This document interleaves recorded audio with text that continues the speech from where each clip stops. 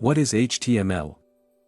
HTML, or Hypertext Markup Language, is a markup language used to organize content on the web by defining elements such as headings, paragraphs, links, and images.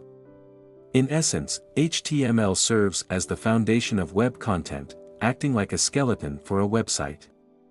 It provides the basic set of instructions that tell a web browser how to display text, images, videos, and other media on a web page.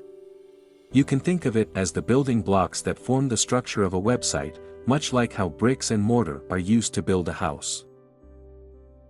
In summary, HTML is the core language used to create websites. It provides the basic structure or layout for web pages that we see on the internet. HTML consists of a series of tags that are written in an HTML document, typically saved with a .html or .htm file extension. The language has evolved over time, with HTML5 being the latest and most current version, introducing new features and enhancements for modern web development. A beautiful analogy to understand HTML, CSS, and JavaScript.